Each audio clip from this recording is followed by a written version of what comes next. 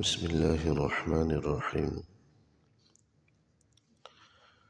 وعن أبي هريرة رضي الله تعالى عنه قال قال رسول الله صلى الله عليه وسلم: رب أشعث مدفوع بالأبواب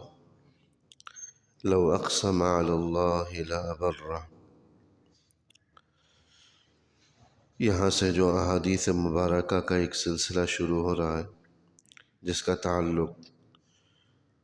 فقر و فاقہ کی فضیلت اور حضور نبی اکرم صلی اللہ علیہ وسلم کی سادہ زندگی سے متعلق ہے، حیات طیبہ سے متعلق۔ باب فضل الفقراء وما كان من عیش النبی صلی اللہ علیہ وسلم، فقراء کے جو فضائل ہیں اور حضور علیہ السلام کی جو حیات طیبہ تھی اس کا یہاں تذکرہ کیا جائے گا۔ یہاں فقراء سے مراد وہ حضرات ہوتے ہیں جو بالقصد جو ہے دنیاوی مال و متاع میں زیادہ نہیں لگتے، اپنے آپ کو دین کے لیے اور دین کی نشر و اشاعت کے لیے وقف رکھتے ہیں۔ کچھ حضرات تو ایسے ہوتے ہیں جو ہر وقت کمانے کی دھن جن پر سوار ہوتی ہے، زیادہ سے زیادہ کمانے کا حرص بخل سوار ہوتا ہے، مال جمع کر کے رکھتے ہیں۔ اور کچھ وہ ہوتے ہیں جو زیادہ ان چیزوں میں نہیں لگتے، حالانکہ ان کے پاس بھی وہ ہنر ہے، وہ چیزیں اور اسباب ہیں جس سے وہ زیادہ کمائی کی طرف جانا چاہیں تو جا سکتے، لیکن پھر بھی اس طرف نہیں جاتے اور اپنے آپ کو دین کے ساتھ جوڑے رکھتے ہیں، دین کی نشر و اشاعت میں لگاتے ہیں۔ یا کسی کو اللہ نے دے رکھا ہے لیکن اس کو وہ اللہ کے راستے میں صرف کرتا رہتا ہے، کچھ اپنے پاس بچا کر نہیں رکھتا، صدقہ و خیرات کرتا رہتا ہے۔ تو یہاں پر فقر سے مراد اس قسم کا فقر و فاقہ ہے، اس کے فضائل بیان کیے جا رہے ہیں۔ وہ فقر و فاقہ مراد نہیں ہے کہ لالچ ہے، حرص ہے اور پھر اس کے حوالے سے مانگتے اور سوال کرتے پھرتے ہیں اور لوگوں کے در پر دروازوں پر جاتے ہیں، مانگنے کا کام کرتے۔ اس قسم کے فقراء مراد نہیں ہیں جو ہمیں سڑکوں پر، راستوں پر، چوراہوں پر یہ اعلانات کرتے ہوئے نظر آتے ہیں کہ ہمارے ساتھ تعاون کیا جائے۔ تو اس قسم کا فقر مراد نہیں ہے، یہ تو مذموم اور ناپسندیدہ عمل ہے۔ تو فقر سے مراد یہاں پر وہ درویشانہ اور سادہ زندگی ہے کہ اللہ جل شانہ نے ان کو وہ ہنر، وہ صنعت دے رکھی ہے جس سے کمانا چاہیں تو کما سکتے، لیکن نہ وہ دنیا میں زیادہ لگتے ہیں اور نہ ہی لوگوں کے سامنے دست سوال دراز کرتے ہیں، بلکہ اس فقر و فاقہ کو پر راضی برضا رہتے ہیں اور دین کی نشر و اشاعت میں لگے رہتے ہیں۔ حضور علیہ السلام کی حیات طیبہ ہمارے سامنے ہے۔ اللہ جل شانہ نے آپ کو اختیار دے رکھا تھا، اگر آپ چاہیں تو مکہ مدینے کے پہاڑ سونے کے بن جائیں اور وہ آپ کے ساتھ جہاں آپ ہو آپ کے ساتھ ساتھ چلتے رہیں، لیکن حضور نے فرمایا کہ نہیں، مجھے یہ بات پسند ہے کہ میں ایک وقت کا کھانا کھاؤں اور ایک وقت فاقے سے رہوں، اور جس وقت کھانا کھاؤں اللہ میں تیرا شکر ادا کروں، جس وقت میں فاقے سے رہوں کھانا نہ ملے میں صبر کروں اور میرا شمار صبر کرنے والوں، شکر کرنے والوں میں ہو، مجھے یہ زیادہ پسند۔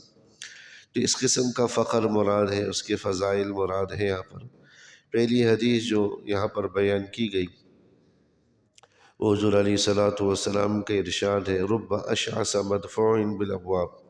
بہت سے لوگ ایسے ہوتے ہیں جو پراگندہ بال ہوتے ہیں، بال بھی بکھرے ہوئے، کپڑے بھی اتنے صاف نہیں، مدفوع بالابواب، دروازوں سے ان کو دھتکار دیا جاتا ہے۔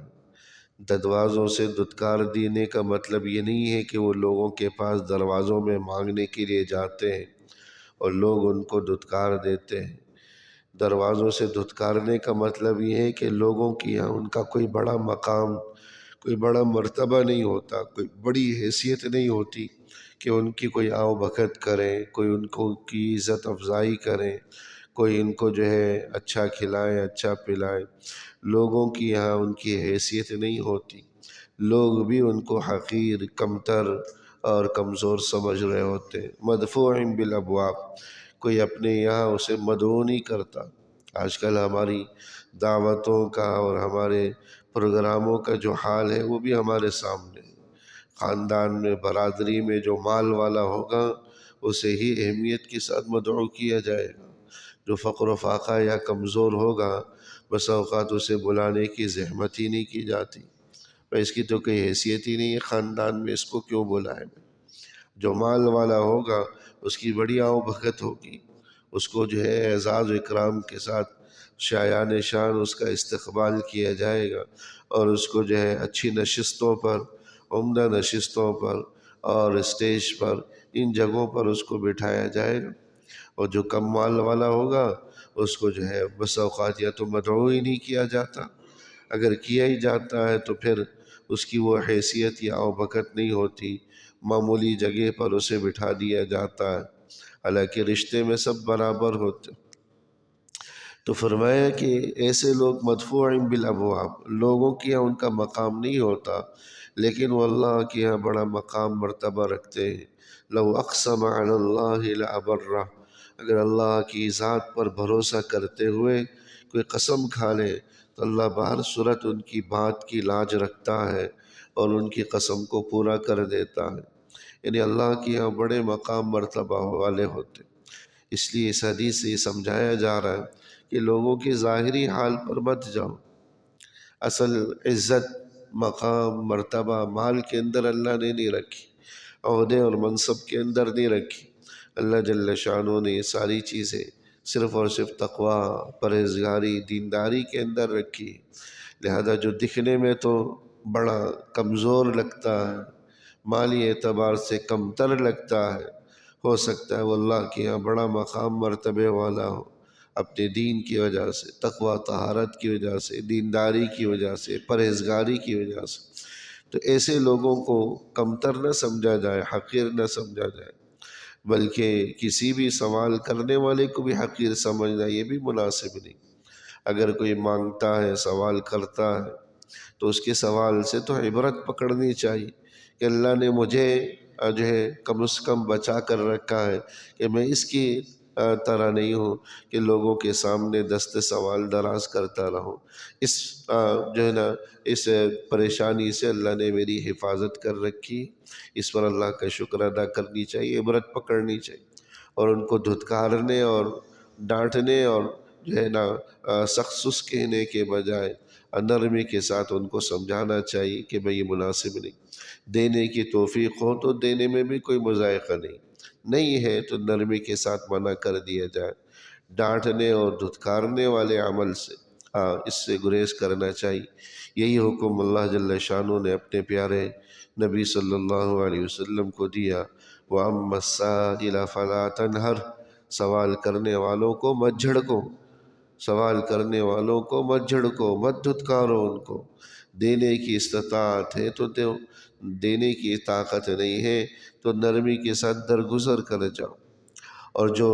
دین والے ہو، اللہ والے ہو، ان کے حال پر بھی مت جاؤ، کیونکہ اللہ کے یہاں ان کا مقام بڑا مرتبے والا ہے، مقام بڑا بلند ہے۔ تو رب اشعث مدفوع بالابواب، اشعث کا معنی پراگندہ بال اور بکھرے ہوئے بالوں والا، مدفوع بالابواب جو دروازوں پر دھتکار دیا جاتا ہو۔ لو اقسم علی اللہ لابرہ، اگر وہ اللہ کے بھروسے پر قسم کھا لیتا ہے تو اللہ اس کی قسم کو پورا کر لیتا ہے۔ اشارہ اس بات کی طرف ہے کہ اللہ کے یہاں اس کا بڑا مقام، بڑا مرتبہ ہے، اگرچہ لوگ اس کو حیثیت نہ دیتے ہو۔ تو اس لیے ایسے حضرات کو کمتر سمجھنے کے بجائے ان کو مقام، مرتبہ اور فوقیت دینی چاہیے، اور ممکن ہو تو ان کی مدد معاونت سے گریز نہ کرے، ممکن نہ ہو تو حقیر اور کمتر سمجھنے سے کم آدمی گریز کرے۔ اللہ جل شانہ عمل کی توفیق نصیب فرمائے، صحیح سمجھ نصیب فرمائے۔ ربنا تقبل منا انك انت السميع العليم وتب علينا انك انت التواب الرحيم، وصلى الله تعالى على خير خلقه محمد وآله وصحبه أجمعين، آمين برحمتك.